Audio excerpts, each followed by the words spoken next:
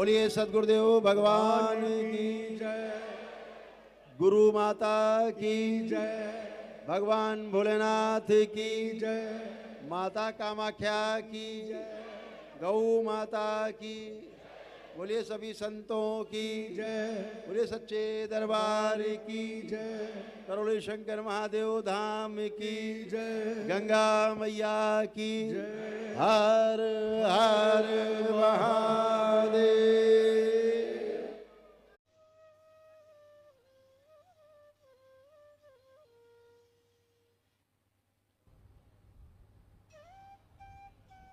ओम बोलिए सद्गुरुदेव भगवान की गुरु माता की भगवान भोलेनाथ की माता कामाख्या की सभी संतों की गौ माता की बोलिए सच्चे दरबार की करौली शंकर महादेव धाम की गंगा मैया की माता महाकाली की हर हर महादेव। दरबार में आप सभी का पुनः बहुत बहुत स्वागत है।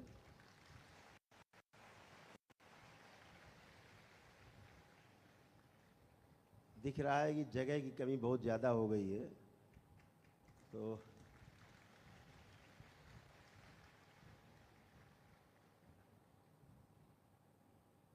हो सकता है बाबा फिर से फैला दें और ज़्यादा फैला दें।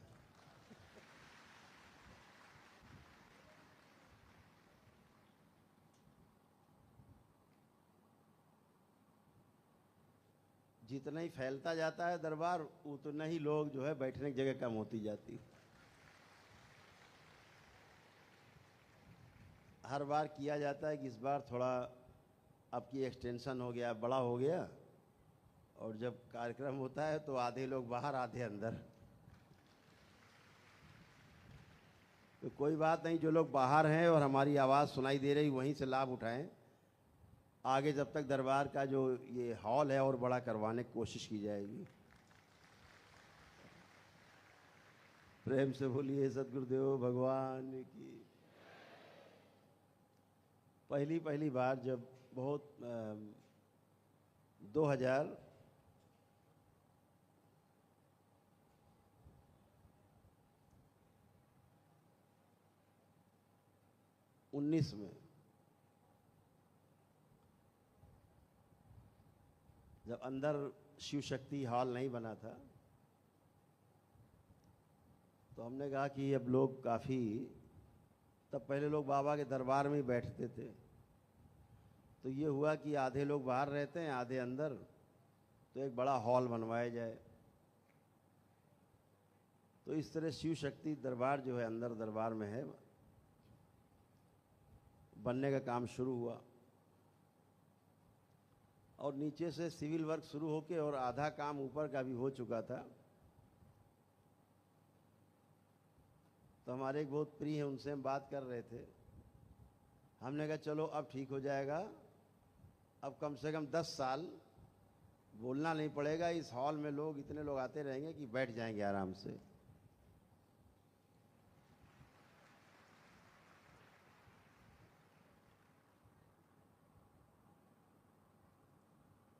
तब तक बाबा की आवाज़ आई।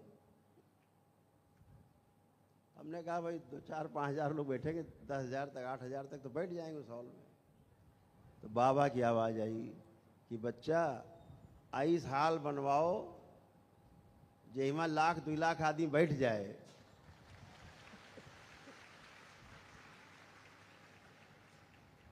तो हम तो सुन लिए, लेकिन हमने सोचा शायद बाबा जो है 20 साल बाद की बात कर रहे हैं, शायद।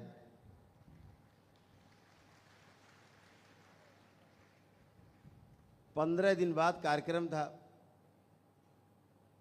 और अभी जमीन में फर्श भी नहीं बना था, कच्ची जमीन थी। तो ये हुआ चलो इसी में कर लेते, भीड़ ज़्यादा दिख गई। तो जब अंदर गए तो मुश्किल से 25% आदमी अंदर था और 75% सब बाहर था। तो हमने कहा अभी तो बना भी नहीं है और छोटा हो गया। तो ऐसे ही जितना बनता जाता है उतना छोटा होता जाता है। अच्छा है आप सभी बाबा के सभी भक्त और जो शिष्य यहाँ बैठे हैं उन सभी को बाबा और माँ की ओर से बहुत प्रेम, बहुत आशीर्वाद।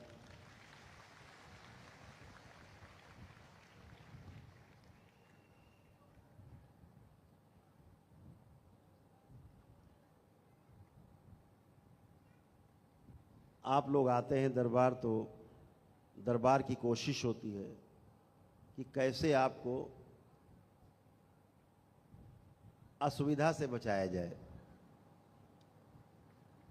आप इतने अनुशासित हो स्वयं में, किसी धार्मिक कार्यक्रम के जो आयोजक हैं जब दरबार के कार्यक्रम को देखते हैं, आपका अनुशासन देखते हैं तो दांतों तले उंगलियां दबा लेते हैं।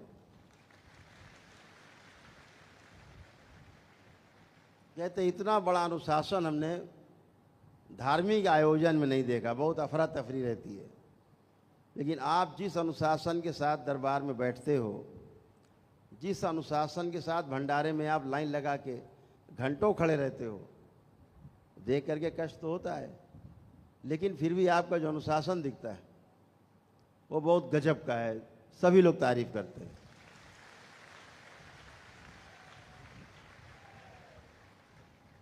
तो अगली बार से भंडारे का भी कर दिया गया है कि कम से कम 4 जगह भंडारे के स्टॉल लगे हैं अलग अलग, ताकि असुविधा ना रहे। तो यही सब कोशिश है कि धीरे धीरे धीरे व्यवस्था सब बनती जा रही है। आपके तमाम असुविधा झेलते हुए भी सुविधा की ओर कदम बढ़ते जा रहे हैं। आपका अनुशासन, आपके जो अदम्य इच्छा शक्ति है उसके कारण है। आप एक शिकायत नहीं करते कि हमें भंडारे में लाइन लगाना पड़ा, कि धूप में खड़े होना पड़ा, कि पंखा नहीं था, कि कूलर नहीं था, कि एसी नहीं था। कभी आप एक शिकायत नहीं करते, क्योंकि जो लोग एसी, पंखा, कूलर और सिर्फ भोजन देखने आते हैं, वो जो असली लक्ष्य है उससे हमेशा के लिए चूक जाते हैं। वो मिलता नहीं। वही मिलता है जो नश्वर है, वही मिलता है जो यहीं छूट जाना है, यहीं टूट जाना है, यहीं ख़त्म हो जाना है। तो पंखा, कूलर, एसी और खाना यही देखते रहते हैं, इसी में शिकायत करते रहते हैं, इसी में डूबते उतराते रहते हैं और यहीं के उतरने के हो जाते हैं। और जिसके लिए जन्म लिया है, जन्मों जन्मों से प्यासे जिसके लिए, जन्मों जन्मों से जिसके लिए प्रयासरत थे, प्रतीक्षारत थे, वो जब मिलने की घड़ी आती है तो उससे चूक जाते हैं। तो आपका लक्ष्य स्पष्ट है कि हम जिसके लिए आए वो महत्वपूर्ण है।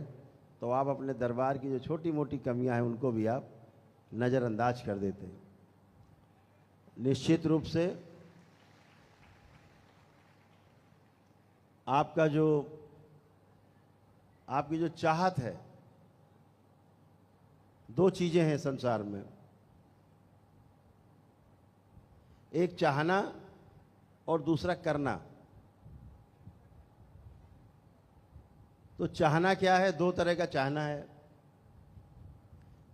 एक शरीर के लिए चाहना अच्छा अच्छा, और दूसरा जो शरीर में जीवन है उस जीवन के लिए अच्छा अच्छा चाहना।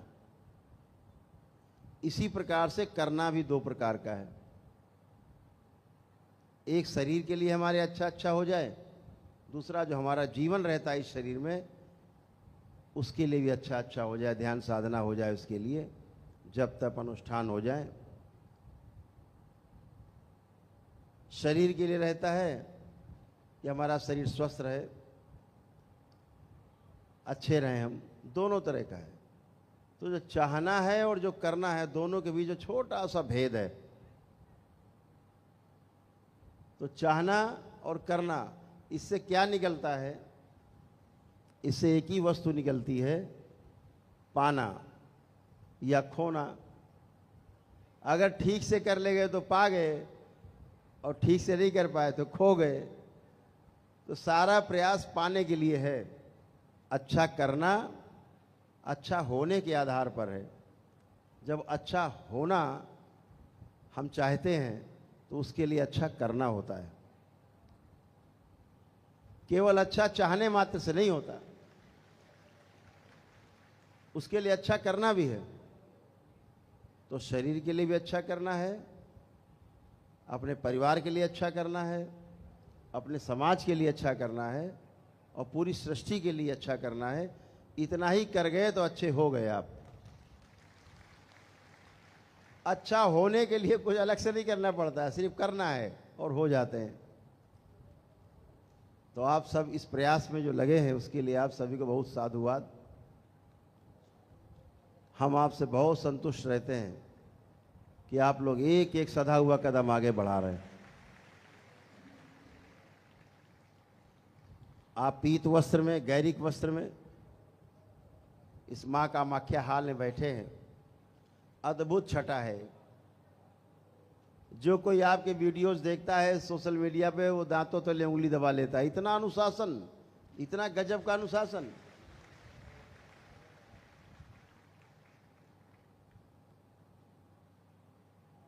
बाबा माँ आपको ऐसे ही स्मृतियां दिए रहे कि आप ऐसे अनुशासन बना के बैठे रहे। हम देखते हैं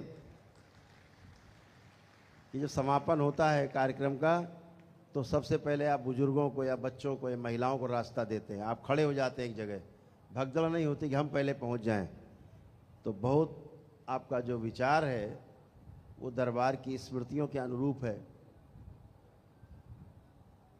सभी लोग दरबार के बारे में बहुत कुछ जानना चाहते हैं, जो दरबार के बारे में नहीं जानते।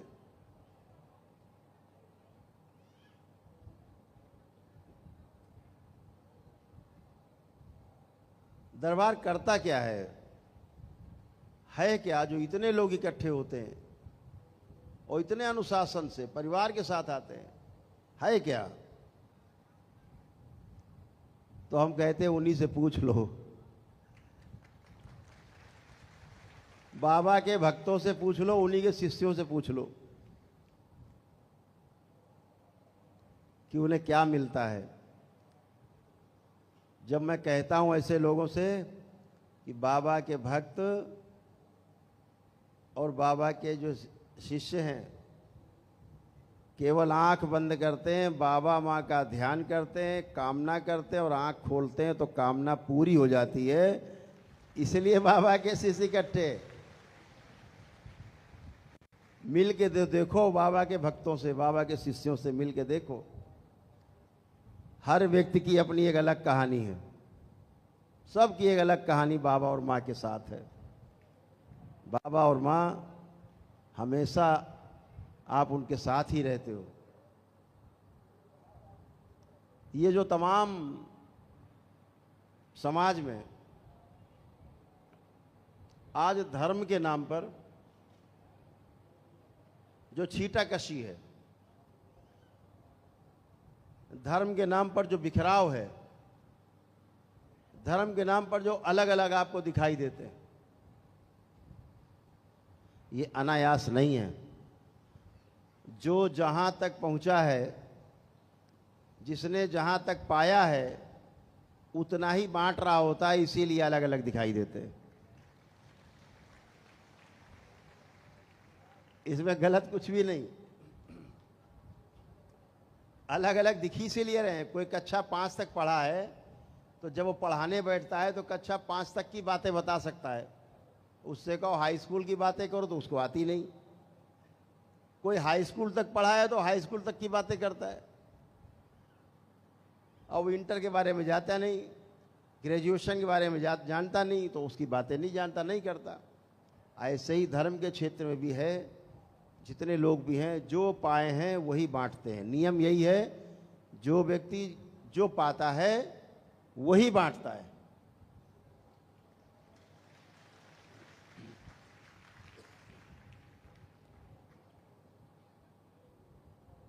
बहुत लोगों ने कहा, अभी जब हमारे धर्म को बचाए रखने में जो सबसे अग्रणी भूमिका निभाते हैं वो हमारे देश के 13 अखाड़े हैं।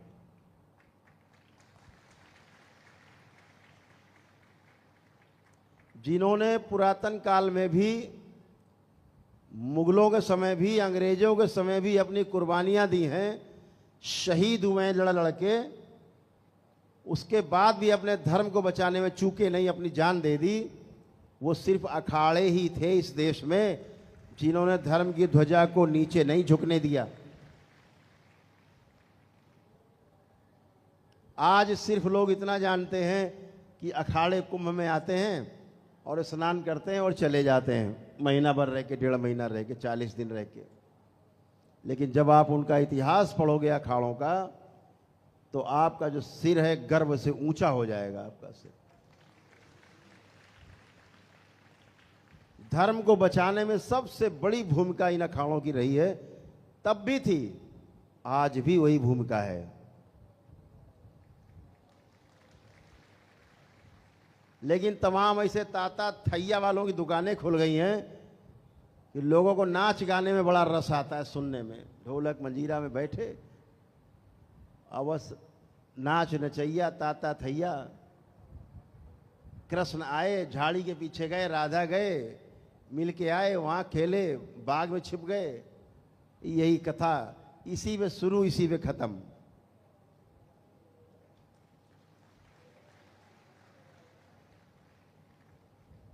भगवान श्री कृष्ण को योगेश्वर श्री कृष्ण कहा जाता है।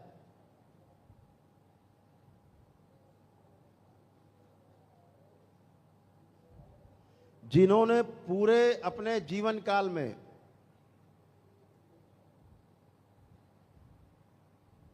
एक 126 वर्ष की उम्र तक सिर्फ धर्म के लिए जिए, धर्म ही किया, धर्म ही बांटा, लोगों को जीना सिखाया, दुष्टों का दलन किया और समाज की रक्षा की, मानवता की रक्षा की। और जब उन्होंने देखा कि मेरा परिवार भी, मेरा वंश भी अधर्म के रास्ते पे जा रहा है, तो उन्होंने उसको भी समाप्त करने में कोई कोर कसर नहीं छोड़ी, उसको भी उन्होंने शहीद करा दिया।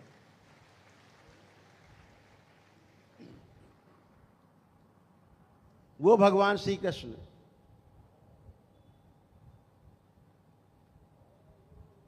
जिन्होंने दर्शन दिया हमें कि मैं शरीर नहीं, मैं आत्मा हूं। आज पूरा दर्शन इसी के आसपास है। हिंदुत्व का, सनातन का जो दर्शन है, जो चेहरा है, जो आधार है, इसी पे है कि मैं शरीर नहीं, मैं आत्मा हूं और मैं अपने एक अंश से पूरे सृष्टि में व्याप्त हूं। भगवान श्री कृष्ण ने दिया।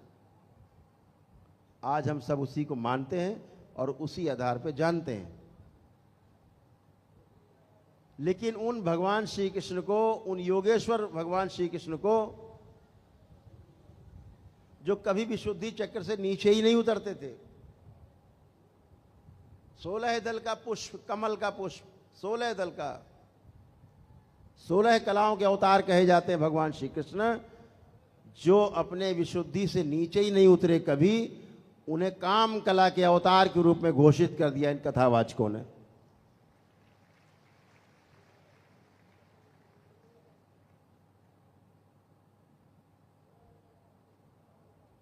मुझे लगता है इन सबको इस पर विचार करना चाहिए।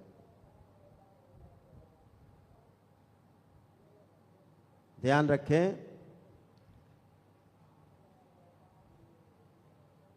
एक शब्द होता है प्रवचन,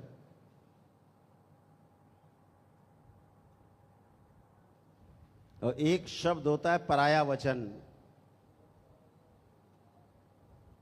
किताब पढ़ करके, किताब को रट करके जो बाँचे, वो कथा है, ये प्रवचन नहीं है। ये वो कथा है जैसे पंडित जी घर में आते हैं और सत्यनारायण की कथा सुना के प्रसाद बंट के चले जाते हैं। किताब खोली और कलावती से शुरू हुए, कलावती पे खत्म हो गए। कथा हो गई, परंपरा है। घर घर में कथा सुनने की आदत डालने की। समाज के 4 लोग इकट्ठे होते हैं, परिवार में छोटे छोटे बच्चों में संस्कार जाते हैं।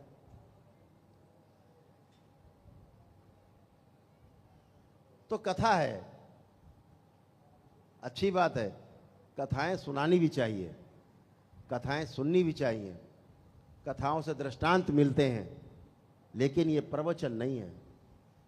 कथा आपके जीवन में उतरती नहीं। कथा आपने सुनी, आपने चुटकुला सुना, आनंद लिया और आनंद लेके फिर आप चले गए घर, और घर जाते ही जाते सब भूल गए। घर पहुंचे और भूले। किसी ने चर्चा करी, हाँ भाई महाराज जी ने बहुत बढ़िया बात कही, आज मजा आ गया। तो लोग कहां जाते कथा में? मजा लेने जाते। जितने समय सुना उतने समय तक थोड़ा मजे में रहे, और घर पहुंचते पहुंचते मजा गायब। फिर वही घर में सिलेंडर नहीं है, भैया सिलेंडर खत्म हो गया।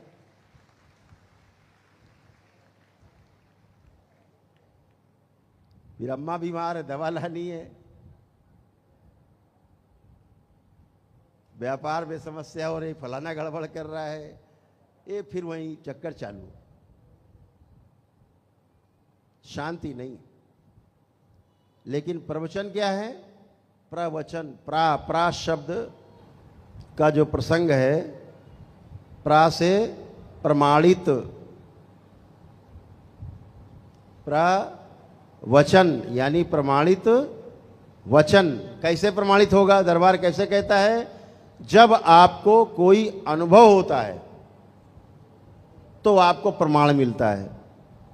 जैसे अंधेरे में खड़े हैं और आपको एक आदमी को पपीता काट के दिया जाए हाथ में, एक आदमी को आम, और दोनों से कहा जाए खाओ, देखो भैया आम है, तो जिसके पास आम होगा वो तो बता देगा, प्रमाणित हो गया। खाने के बाद अनुभव हो गया, अनुभव से प्रमाण मिल गया कि आम, और दूसरे ने कहा नहीं भैया ये तो पपीता है,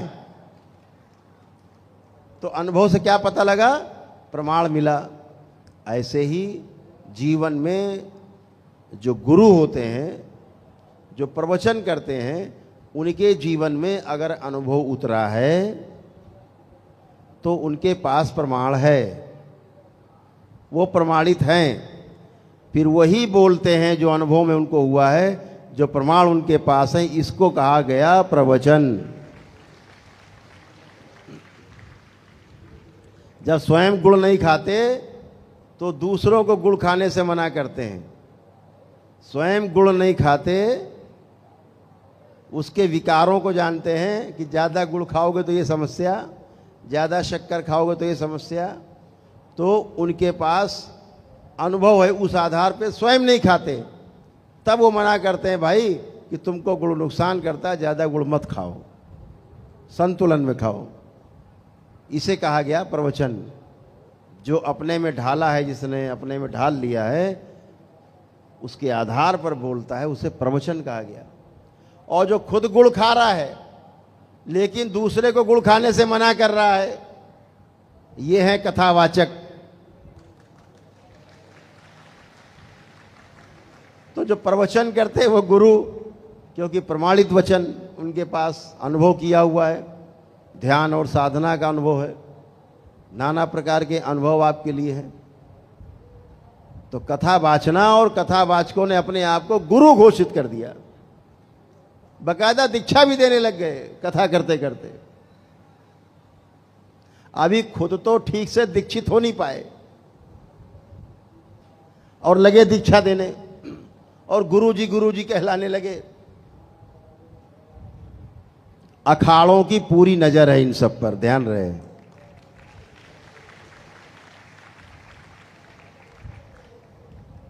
हो सकता है कि अपने आप को सुधार हो जाए।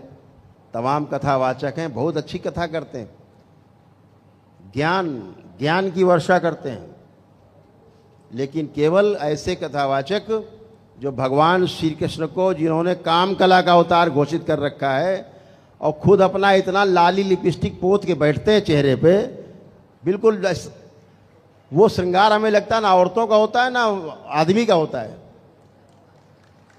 इस तरह का श्रृंगार करके बैठते। हम बहुत ध्यान से देखने की कोशिश करते हैं कि आदमी का जैसा श्रृंगार कर रखा है कि औरतों जैसा कर रखा है, हमें बीच का श्रृंगार दिखने लगता है।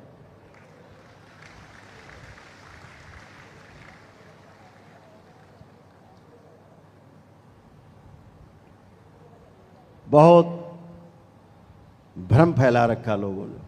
भगवान श्री कृष्ण की जितनी छीछा लेदर कर रखी है इन कथावाचकों ने, मैं तो कहता हूं भाई थोड़ा सुधार ले आओ। भगवान श्री कृष्ण ने बहुत कुछ किया है, वो किया है जिसके आधार पे सनातन धर्म खड़ा हुआ है इस देश के अंदर। वो चीजें अपनी कथा में बोलो, वो चीजें कथा में बताओ। भगवान श्री कृष्ण ने बहुत कुछ किया है इस देश में, इस भारत के लिए नहीं, पूरे विश्व के लिए। गीता एक ऐसा ग्रंथ है, गीता का मतलब होता है, जैसे बोला ना श्रीमद् भागवत गीता, इसका अर्थ क्या हुआ? भागवत, भगवत ईश्वर, यानी प्रभु ईश्वर के द्वारा जो गीत गाया गया उसे कहा गया श्रीमद् भागवत गीता। यानी प्रभु ने जो गीत गाया है, स्वयं ईश्वर ने गीत गाया है, भगवान नारायण ने वो गीत गाया है। और कहाँ गाया? अद्भुत है, युद्ध के मैदान में गाया। महाभारत जैसे युद्ध के मैदान में भगवान श्री कृष्ण गीत गा रहे हैं, और गीत गाते गाते उन्होंने दुष्टों का संहार करा दिया। यह भी अद्भुत है। तो भगवान श्री कृष्ण की जितनी महिमा की जाए, जितनी महिमा गाई जाए, भगवान श्री कृष्ण बाल्यकाल में छोटे तक रहे मथुरा में, वृंदावन में, फिर चले गए। लेकिन उनकी सारी कथाएं वहीं की हैं। उनकी कथाओं में केवल भगवान श्री कृष्ण बस द्वारिका से, यहाँ वृंदावन से निकल ही नहीं पा रहे हैं, बाहर ही नहीं जा पा रहे हैं। उनकी लीलाओं को भी ठीक से नहीं रख पा रहे हैं। केवल क्या है, बस ढोलक मंजीरा बजाया और सबको नचाया कि भगवान श्री कृष्ण रास लीला कर रहे हैं, रास लीला। अभी रास शब्द का ठीक से अर्थ भी नहीं पता इन कथावाचकों को, रास होता क्या है।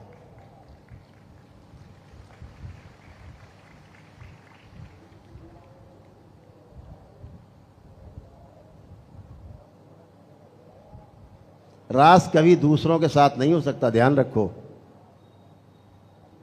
दूसरों से आपको उधारी मिलती है, उधार का है, सब उधार का है। रास स्वयं में होता है, स्वयं से होता है रास। रास बाहर नहीं है। ये जो बाहर दिखाने की कोशिश करते हैं रास लीला, स्थूल में वो गुड़ गोबर किया है, इतना गुड़ गोबर किया है स्थूल जगत में कि हमारे देश की जो भोली भाली हमारा समाज है, हिंदू समाज सनातनी है, उनको भ्रमित करके रखा हुआ है। तो भ्रम दूर हो, इसके लिए यही निवेदन है, यही आग्रह है ऐसे कथावाचकों से कि भगवान श्री कृष्ण के उस चरित्र को भी गाएं जिसमें उन्होंने सनातन का उत्थान किया है। और आज जिस सिद्धांत पर हम चल रहे हैं भगवान श्री कृष्ण का ही दिया हुआ है, जिस पे हम चल रहे हैं पिछले 5,500 वर्षों से।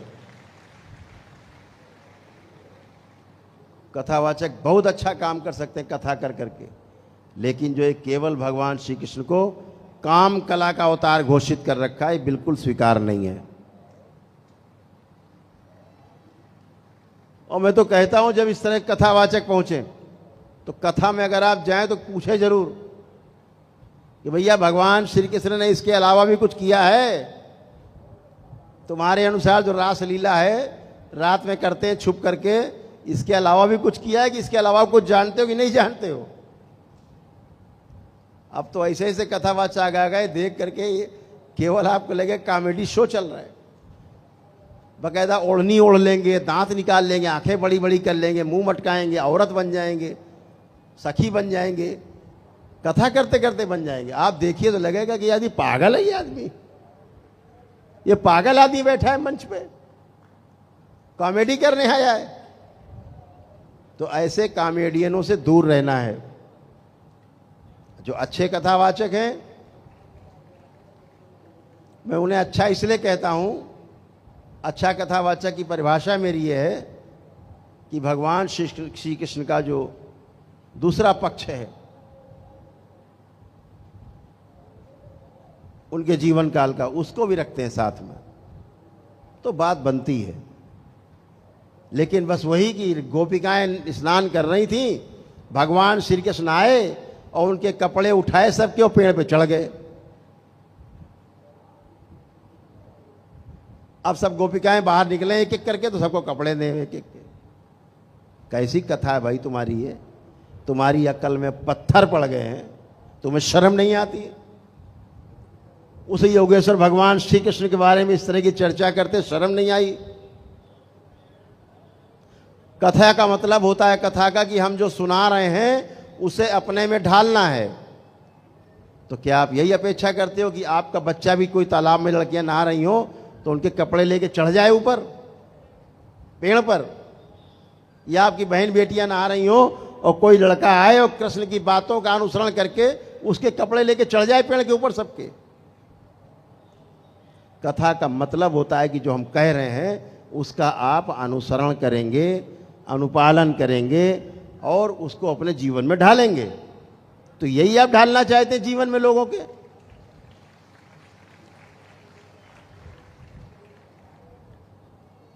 राधा को काल्पनिक राधा बना के और जाने क्या क्या कथाएं बना डाली जो ग्रंथों में नहीं है। पीछे अपनी बात को प्रमाणित करने के लिए जो नए ग्रंथ छपे उनमें धीरे धीरे 4-4 पन्ने जोड़ते गए। मैं आपको बता दूं, कभी ब्रह्म वैवर्त पुराण उठाइएगा। क्या नाम बताया? ब्रह्म वैवर्त पुराण। निश्चित कह रहा हूं, छोटे बच्चे से लेकर बड़े तक, महिलाएं बुजुर्ग सब बैठे यहां पे, आप उसको फाड़ के फेंक देंगे। भगवान श्री कृष्ण के बारे में इतनी गंदी गंदी बातें उसमें लिखी हैं जिन्हें आप अपने बच्चे को पढ़ा नहीं सकते।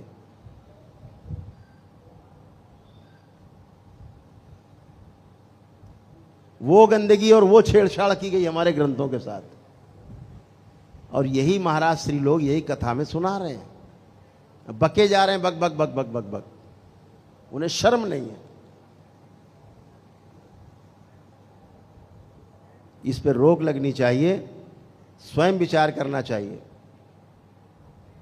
कि कथा को वही शब्द बोलने, अगर आपको 4 लोग मानते हैं तो कथा के माध्यम से आप दृष्टांत देते हैं कि ऐसा भगवान ने किया और ऐसा आपको करना चाहिए। इसका अर्थ यही होता है कथा का। तो कहाँ ले जा रहे हैं समाज को, कहाँ बच्चों को ले जा रहे हैं? फिर बाद में माता पिता परेशान रहते, मेरा लड़का तो बदमाश हो गया, सुनता ही नहीं, पागल हो गया है, घूमता रहता है बाहर, उसके साथ घूमता है, इसके साथ घूमता है, सुनता ही नहीं है। ये कथाओं का प्रचार, उसका दुष्प्रचार है, उसका दुष्प्रभाव है।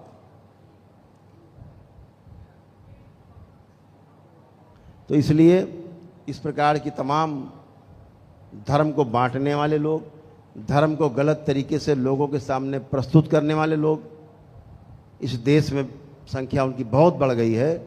निश्चित रूप से मैं इस बात की जो शिकायत है अपने अखिल भारतीय अखाड़ा परिषद के समक्ष जरूर दर्ज कराऊंगा कि इन पर रोक लगनी चाहिए।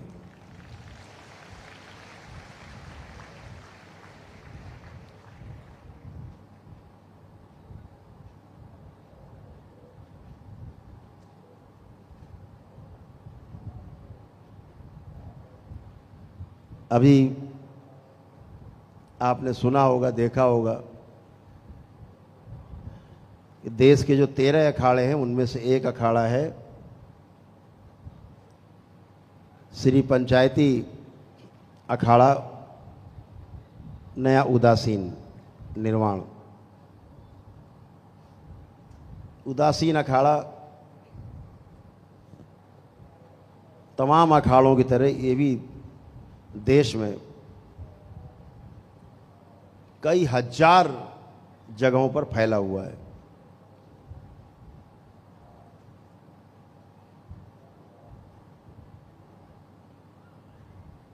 उदासीन का अर्थ शायद आपको पूरी तरह से ज्ञात ना हो।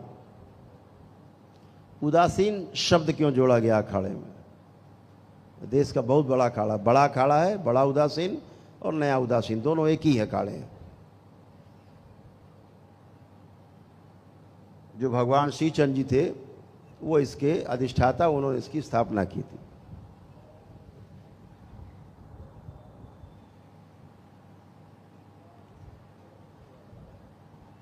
जो स्वयं शिव के अवतार माने जाते थे, गुरु नानक देव जी के सुपुत्र थे।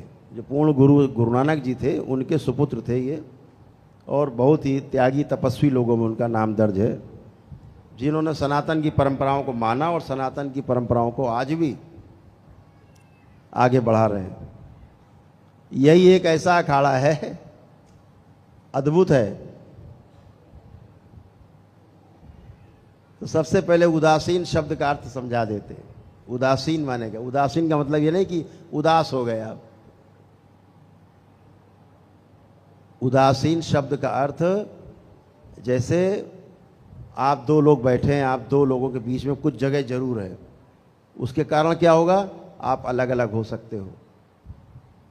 हमारे आपके बीच में दूरी दिख रही है, गैप दिख रहा है, बीच में हवा दिख रही है। अगर ये गैप नहीं होता, हवा नहीं होती, तो पंखे चल नहीं रहे होते, सब ठोस हो गया होता।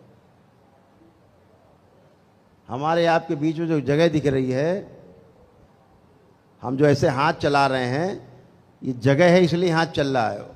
और ठोस होता तो ऐसे चिपके रहते, चलता ही नहीं, मुंह भी नहीं खुलता, बंद होता। तो हमारे बीच में आपके बीच की दूरी दिख रही है।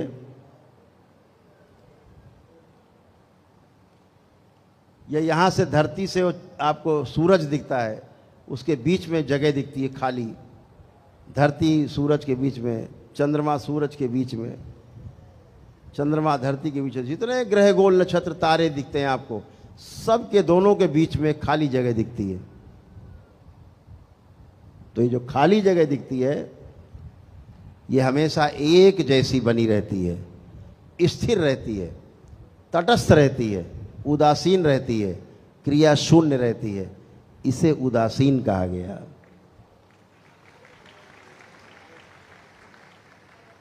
और इस उदासीन की वजह से धरती अपनी जगह पे कायम है, सूरज अपनी जगह पे कायम है, चंद्रमा अपनी जगह पर है, सारे ग्रह गोल नक्षत्र चांद सितारे सब अपनी अपनी जगह रह करके कार्यरत हैं, ऊर्जावान हैं। और जो ऊर्जावान है, इसी उदासीन की वजह से ही ऊर्जावान है। तो जो ये उदासीन है, इसे ही महापुरुषों ने ईश्वर कहा। और जो ईश्वर कहा इस उदासीन को, इस उदासीन में जितने समाये हुए हैं, ग्रह गोल नक्षत्र चांद सितारे धरती आकाश सब जितने समाये हुए हैं, उन्हें ईश्वर का ऐश्वर्य कहा। तो जिस ईश्वर में सब समाया हुआ है वो ऐश्वर्य है। यानी उदासीन में जितना समाया हुआ है, पूरी सृष्टि आपको दिखती है, वो उदासीन में है। लेकिन उदासीन ना दिखते हुए भी जो दिख रहा है, उसके होने का कारण है, उसे उदासीन शब्द से कहा गया। तटस्थ, क्रिया शून्य।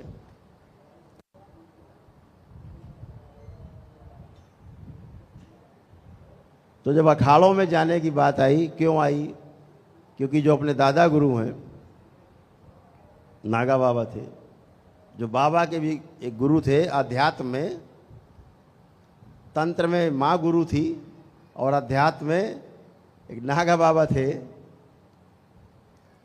वो गुरु थे। फिर बाबा ने भी अखाड़ों में जाके अपने गुरुदेव से दीक्षा ली।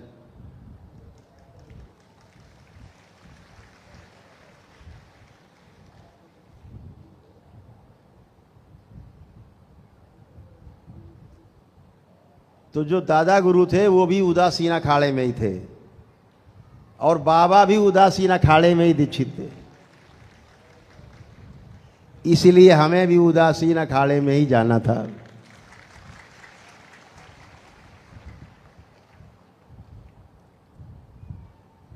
और तमाम ऐसे अखाड़े हैं, क्योंकि दरबार का संबंध तो सभी अखाड़ों से, सभी से प्रेम है, हमेशा रहेगा।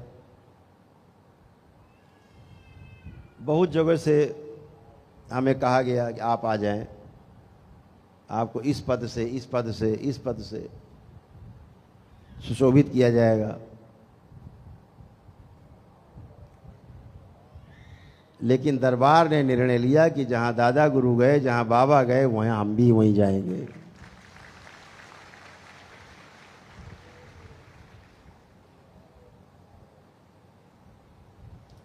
उदासीन अखाड़ों का जो सबसे बड़ा जो प्रभाव है, पूरे पंजाब में है। पूरे पंजाब में लगभग उदासियों के कम 2000 से ज़्यादा डेरे केवल पंजाब में हैं, उदासीन अखाड़े। बाकी तो पूरे देश में। तो यही कहना चाहते हैं कि जब ईश्वर की लीला है, प्रभु की लीला है, और जब बाबा का आदेश हुआ कि भाई हम तो उदासियों में थे, तो वही तुम्हारे लिए भी ठीक है, अच्छा है, जुड़ जाओ धर्म के लिए और आगे काम करो, धर्म के क्षेत्र में और आगे मजबूती से काम करो।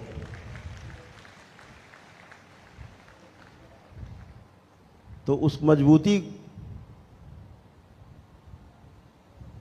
को बनाए रखने के लिए, बढ़ाने के लिए दरबार ने निर्णय लिया कि भाई शामिल हुआ जाए। जब शामिल हुए तो उन्होंने इस शरीर को महामंडलेश्वर पद से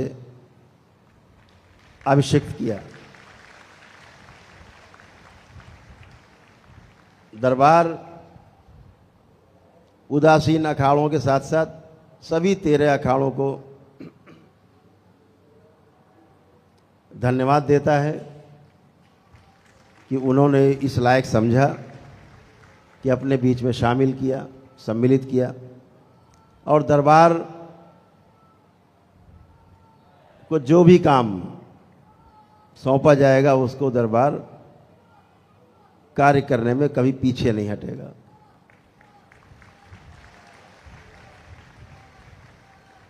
तो जहां आपको दिखे, आपको दिख जाए उदासीन अखाड़ा, बस समझ लेना है हमारा अखाड़ा, बाबा का अखाड़ा है।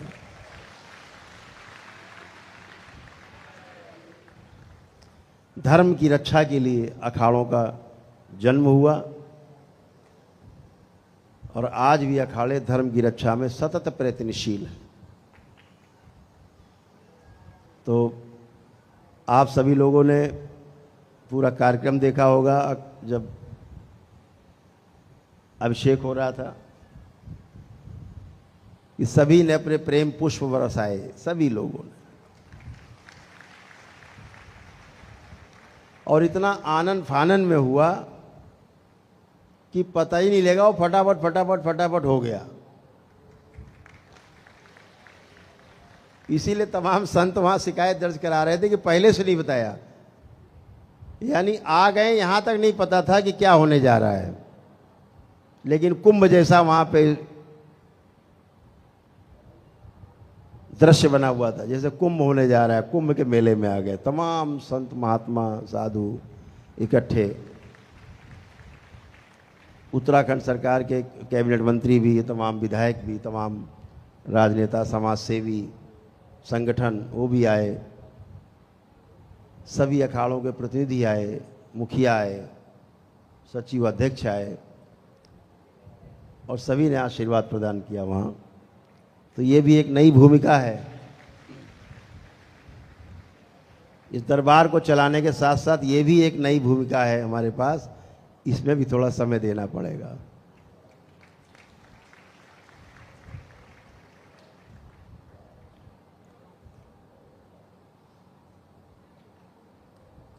तो आप सभी लोग बहुत दिन बाद दीक्षा के लिए इकट्ठे हुए हैं, तो आप ही के साथ कार्यक्रम चलेगा, आज भी चलेगा दिन रात और कल भी चलेगा दिन रात तक, दोनों दिन चलेगा।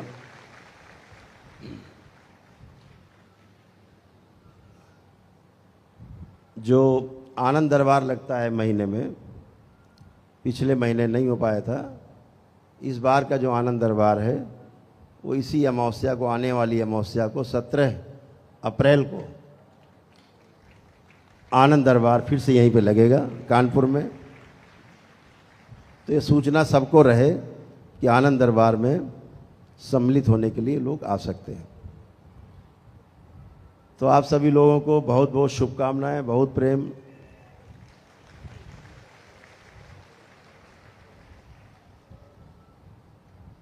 अखाड़ों का तो हाल जानते हो, अखाड़ों का अखाड़ा नाम है, हो तो बोले अक्खड़ लोग हैं, बहुत अक्खड़ हैं, आपसे में लड़ते रहते हैं। तो अखाड़े में आपसे में तो लड़ते हैं, और क्या दुश्मन से नहीं लड़ते हैं, आपसे में जोर आजमाइश करते। सेना क्या करती है, आपस में ही दिखाते युद्ध हो रहा है, अभ्यास करते हैं। लेकिन जब दुश्मन सामने आता है तो पूरी सेना एकजुट हो जाती है और दुश्मन को उठा के पटक देती है। तो कोई धोखे में ना रहे इस देश में कि अखाड़े लड़ते रहते हैं आपस में। अखाड़े लड़ते नहीं हैं, अखाड़े जोर आजमाइश करते रहते हैं, अपने शक्ति का संतुलन बनाए रखकर, और देखते रहते ताकत वाकत है कि नहीं, कि मौके पर ताकत ना लगे। तो ध्यान रखो, लड़ते नहीं है, जोर आजमाइश करते हैं। कभी भिड़ने के चक्कर में मत आ जा, नहीं तो सारे अखाड़े मिलके पटक देंगे उठा के। इसलिए क्योंकि अखाड़े सब एक है, सबका उद्देश्य एक है, धर्म रक्षा, धर्म की रक्षा। तो इसलिए अखाड़ों के प्रति जो सम्मान है वो जनमानस में होना चाहिए। समय समय पर कुछ विकृतियां आती हैं, समय समय पर कुछ अवरोध आते हैं, लेकिन मेरा ऐसा मानना है कि ईश्वर की कृपा से, गुरुओं की कृपा से हर चीज़ सुव्यवस्थित होती है धीरे धीरे, और व्यवस्थित होते होते समाज के लिए एक माइलस्टोन बन जाती है, समाज के लिए एक अवसर बन जाता है। तो ये अवसर आप सबको प्राप्त हो कि आप धर्म की रक्षा के अभियान में शामिल हो सकें। ये अवसर आप सभी को प्राप्त हो कि आप धर्म में शामिल हो, धर्म पूर्वक जिए, धर्म के साथ जिए, धर्म के लिए जिए। और धर्म के बिना जीने वाला केवल एक ही है, उसे कहते हैं पशु, राक्षस, दैत्य, दानव। तो इसलिए मानवता के साथ जीने वाला व्यक्ति, मानवता में जीने वाला व्यक्ति केवल एक ही हो सकता है कि जिसकी धर्म के प्रति आस्था हो, धर्म के प्रति विश्वास हो, धर्म में अपने विश्वास के साथ साथ धर्म के प्रति आस्था पूरी उसके अंदर हो, हृदय में हो। तो आस्था, विश्वास और श्रद्धा जिसके अंदर पूरी पूरी है धर्म के प्रति, सही मायने में सनातन का सबसे बड़ा रक्षक वही व्यक्ति है जिसको पूरा पूरी आस्था विश्वास अपने धर्म पर है और अपने ऊपर है। तो जो एक नई पारी है अखाड़ों के सिपाही के रूप में जो मुझे मिली है कि एक अखाड़े का सिपाही घोषित किया गया हूँ, तो निश्चित रूप से मेरी पूरी कोशिश रहेगी कि जो सिपाही के जो कर्तव्य हैं उसको मैं पूरा जी सकूं, पूरा वैसे निभा सकूं और धर्म की रक्षा कर सकूं और धर्म से रक्षा कर सकूं, सबकी धर्म के द्वारा रक्षा कर सकूं। तो आप सभी का प्रेम और सहयोग अपेक्षित है, ऐसे ही मिलते रहे, आप सबके साथ ऐसे ही जीवन चलता रहे, आप इसी प्रकार आगे बढ़ते रहें, आपका, आपके परिवार का, सभी का मंगल होता रहे, आपके मित्रों का, जो मिलने वाले लोग हैं सभी का मंगल हो। लेकिन ये मंगल तभी मंगल होता है जब आपके अंदर मंगल कामनाएं, सबसे पहले मंगल कामना स्वयं के लिए होती है। जो स्वयं के लिए मंगल कामना होगी तभी आपके अंदर आस्था, विश्वास और श्रद्धा पैदा होगा ईश्वर के प्रति, धर्म के प्रति, गुरुओं के प्रति। तभी आप अपने परिवार को, समाज को और पूरी सृष्टि को धर्म की दृष्टि से देख पाएंगे, धार्मिक दृष्टि से देख पाएंगे, और फिर आप एक वो काम कर पाएंगे जिसकी गुरु अपेक्षा करते हैं, जिसकी पूरी सृष्टि अपेक्षा करती है। आप सब में जो संतोष का एक भाव देखते हैं, ये मुझे बहुत अंदर तक, मैं आप सबको देखता हूँ, आप आते हैं जाते हैं, बच्चों के साथ आ रहे हैं, बुजुर्ग भी आ रहे हैं, मैं देखता हूँ, अंदर से हृदय आह्लादित हो जाता है। कितने भी कष्ट उठा के यात्रा करके, हजारों हजारों किलोमीटर की यात्रा करके आप आते हैं, लगता है मैं एक एक व्यक्ति से जा करके मिलूं, एक एक व्यक्ति से मिलूं। क्या करें, मजबूरी है कि आपसे समूह में बात कर पाते हैं, नहीं इच्छा तो होती है एक एक से मिलूं, एक एक व्यक्ति से, एक एक बच्चे से खड़े होकर बात करूं। लेकिन कार्य बहुत बड़ा है, इसके लिए मुझे पता है कि आप लोग मुझे हृदय से क्षमा करते हैं कि गुरुदेव ज़्यादा समय नहीं दे पाते।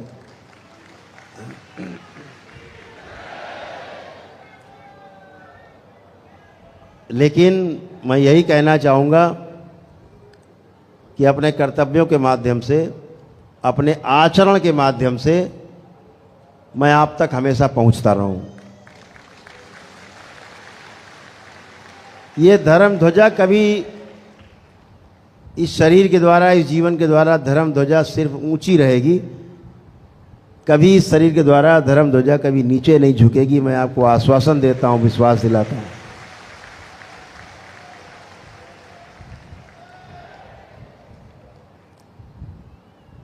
राह कठिन है, तमाम लोग इस तरह के भी होते हैं, आप लोग जानते हैं, जो अच्छा काम आप करने चलते हैं, आप स्वयं उसके उदाहरण हैं कि कोई भी अच्छा काम आप करने चलेंगे तो 4 आदमी आपकी टांग घसीटने के लिए जरूर आ जाएंगे। और मेरा ऐसा मानना है कि अगर टांग घसीटने 4 आदमी ना आए आपकी, तो आप जान लेना कि आप अच्छा काम नहीं कर रहे।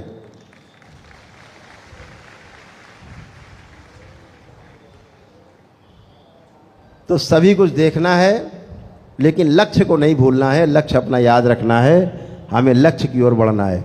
दरबार ने शक्ति खोली कि ध्यान साधना के द्वारा भी आपके रोग और कष्ट का निवारण हो। तो दरबार ने प्रत्येक रविवार को प्रातःकाल 10 बजे से जो ध्यान साधना का कार्यक्रम रखा, जिसे मैं स्वयं करवाता हूँ, उसमें सभी लोग भाग लिया करें। ध्यान रखें, सब लोग भाग लिया करें, अपने जानने पहचानने वाले मित्रों को, सभी को उसका लिंक भेजा करें कि 10 बजे प्रातःकाल रविवार को गुरुदेव द्वारा ध्यान साधना कराई जाती है। 1 घंटे का कार्यक्रम होता है। उस ध्यान साधना के कार्यक्रम में शामिल होकर के करने से आपके शरीरों के भी, आपके जीवन के भी तमाम शारीरिक, मानसिक और आध्यात्मिक कष्ट नष्ट होते हैं। तमाम पारिवारिक आर्थिक संकट, सामाजिक संकट भी दूर होते हैं। ऐसी दरबार ने शक्ति खोल रखी है। बहुत जल्दी देश के कुछ जो चैनल हैं उस पर भी नियमित कार्यक्रम ध्यान साधना का प्रति दिवस आया करेगा, उसको भी सभी लोग देखा करेंगे, उससे लोगों को बहुत लाभ होगा। दरबार ने वो शक्ति खोल रखी है कि केवल टेलीविज़न पे जो कार्यक्रम चल रहा है लाइव, उसको देख रहे हैं, देख करके उसको फॉलो कर रहे हैं, उसका अनुसरण कर रहे हैं, तो उसी से उनको लाभ हो रहा है। तो बहुत जल्दी आप लोग दरबार को इस देश के राष्ट्रीय चैनल पे, जो कम से कम 50-60 देशों में दिखाया जाता है, उसमें आप पाएंगे कि आपका दरबार अपने इस अखाड़े के माध्यम से लोगों को तमाम रोगों से, कष्टों से, भय से, भ्रम से मुक्त करने का काम कर रहा होगा, नशा से मुक्त करने का काम कर रहा होगा। सबसे बड़ी बुराई नशा है, और नशे का जो दुष्प्रभाव है, मैं कहना चाहता हूं, ध्यान से सुने, पुरुष समाज खास तौर से सुने। इस नशे का जो दुष्प्रभाव है, नशे का जो विकार है, नशा का जो दंश है, जहर है, वो सबसे ज़्यादा जो झेलना पड़ता है वो घर की महिलाओं को झेलना पड़ता है, सबसे ज़्यादा झेलना पड़ता है। जहाँ वो महिला असहाय होती है, माँ असहाय होती है, पत्नी असहाय है, बहनें असहाय हैं, बच्चियाँ आपकी असहाय हैं, एक नशा है छोटा सा जो आपको असहाय कर देता है। इस बुराई को दूर करने के लिए दरबार ने खूब अभियान चला रखा है। आप लोग दरबार से जुड़े ही हो, आप लोग प्रार्थना संकल्प करते हो मेरा नशा छूट जाए, आपका छूट जाता है। मांस मदिरा सब छूट जाती है आपकी। दरबार ये नहीं कहता कि पहले मांस मदिरा छोड़ के आओ तब शामिल हो, ऐसा नहीं कहता। आप आओगे, शामिल होगे, और जो यहाँ बरसात होती है ना ऊपर से, जो रस बरसते हैं यहाँ अपने यहाँ पी सब, वो इतना जबरदस्त रस है कि आप अपनी सब नशेबाजी भूल जाते, सारी बाजियां भूल जाते। अद्भुत है। जैसे कोई डॉक्टर कहे, जब कभी दरबार से नहीं जुड़े थे या कभी इमरजेंसी होती है और डॉक्टर के पास आप गए कि डॉक्टर साहब हमारा तो पेट बहुत दर्द हो रहा है, तो डॉक्टर साहब अगर आपसे ये कहें नहीं नहीं पहले अपना दर्द ठीक करके आओ फिर आओ, तो अगर कोई गुरु आपसे कहे, आप पहुंचोगे क्या बताए गुरुदेव बड़ा सिर में दर्द है, बड़ा उलझन है, बहुत बेचैनी है, बड़ी घबराहट है, कुछ काम करने का मन नहीं कर रहा, बुद्धि काम नहीं कर रही, और गुरु जी आपसे कहें ठीक ठीक जाओ जाओ पहले सब ठीक करके आओ फिर आना, फिर आपको मंत्र देंगे हम, तो ऐसा तो होता नहीं।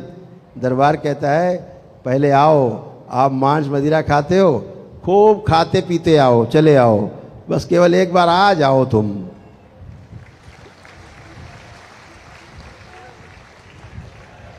फिर तो दरबार का काम है कि आपको खुद ही अच्छा नहीं लगेगा पीना खाना, जहर जैसा लगेगा आपको।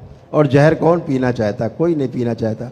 हमने तो देखा जो शराब पीते हैं जब पहली बार मुंह में रखते हैं ऐसा मुंह बनाते हैं जैसे नीम रख दियो मुंह में। कभी हमने किसी को शराब पीते ऐसा नहीं देखा कि आहा बड़ा मजा आ गया, ऐसा तो देखा ही नहीं। हाँ जब पी लेते हैं 2-4 पैक तब कहते हैं बड़ा मजा आया भाई और फिर नाली में गिर पड़े, फिर नाली में पड़े। तो ऐसी कोई वस्तु नहीं है वो जो आपको आकर्षित करती हो, आपको बहुत लाभ देती हो, सिवाय नुकसान के लाभ देने का काम तो करती नहीं। तो सभी विकार दरबार में आपके प्रार्थना और संकल्प मात्र से छूट जाते हैं। आप अपने लिए अनुष्ठान करते हो, स्वयं अपने लिए प्रार्थना करते हो, अपने लिए संकल्प करते हो, परिवार के लिए करते हो, आप स्वस्थ होते हो। जो प्रार्थना संकल्प करता जाता है वही स्वस्थ होता जाता है। कितना अद्भुत है। आप ही अपने को स्वस्थ कर रहे हो, बाबा माँ का आशीर्वाद आप सबके साथ है। आप प्रार्थना संकल्प करके मस्त हो जाते।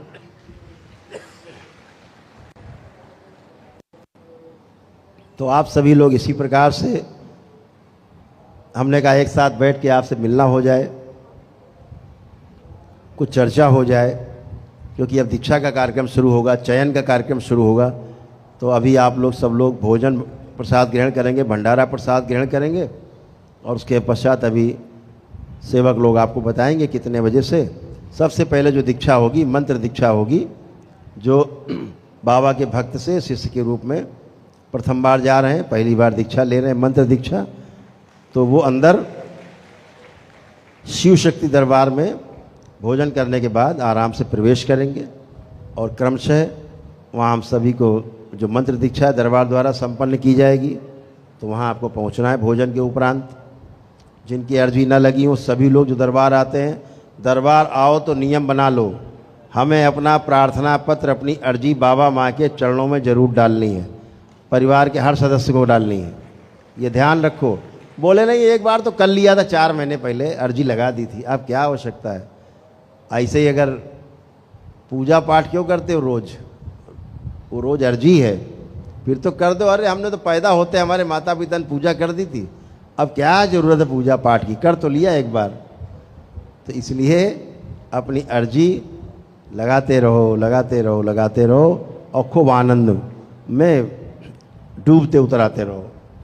तो आप सभी लोग दो 3 चीज़ें बताई गई, ध्यान रखना है कि अपना संकल्प शनिवार के दिन का भूलो मत, रात में संकल्प, रविवार को प्रातःकाल ध्यान साधना, उसको भूलना नहीं है। आगे जब किसी राष्ट्रीय चैनल पे कार्यक्रम शुरू होगा प्रतिदिन, उसकी सूचना रहेगी, तो उस समय परिवार के लोग बैठ के कर सकते हैं। अपने मित्रों को लिंक जरूर भेजा करो कि सभी लोग इस कार्यक्रम से जुड़ें, सबको लाभ होता है। तो जो लोग अपनी प्रक्रिया पूरी कर चुके हैं, जिनके पास अनुष्ठान के पुण्य है, वो शनिवार वाला संकल्प निश्चित किया करें और रविवार को ध्यान साधना का प्रातःकाल 10 बजे कार्यक्रम में जरूर भाग लिया करें। इसका विशेष ध्यान रखें। शीत अग्यारी अपने यहाँ जरूर रखें।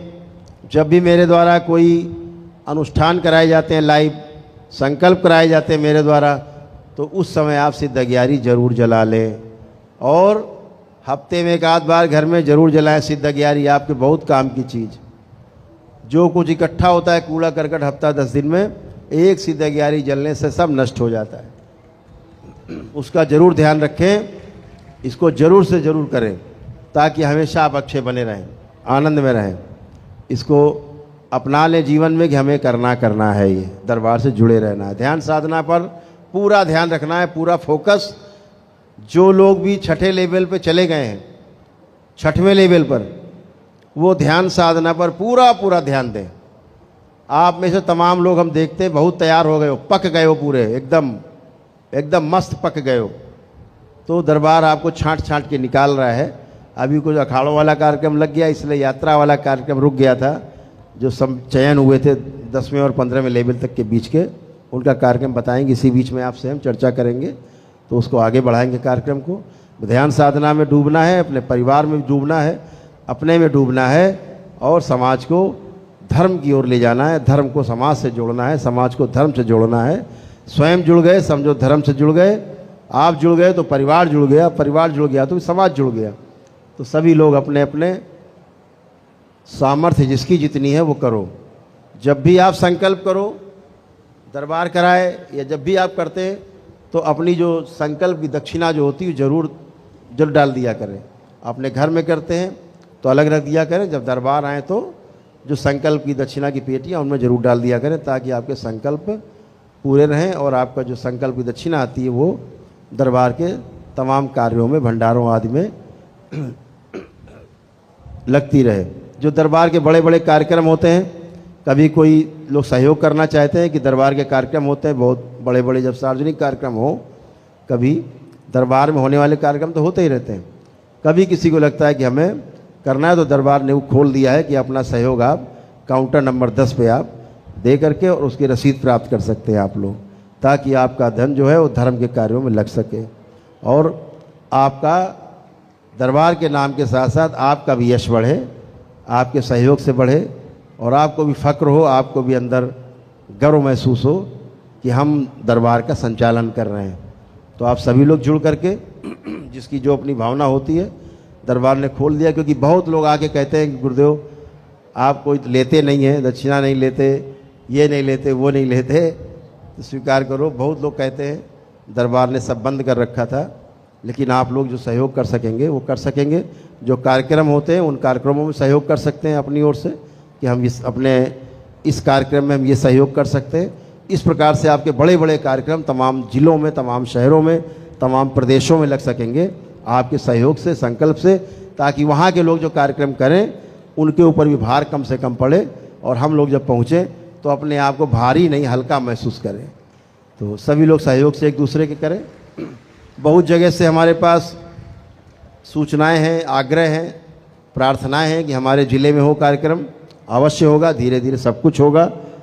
अखाड़ों के माध्यम से होगा, दरबार के माध्यम से होगा और आप सभी गौरवान्वित महसूस करेंगे कि हमारा दरबार ऐसा है और हमारा अखाड़ा ऐसा है।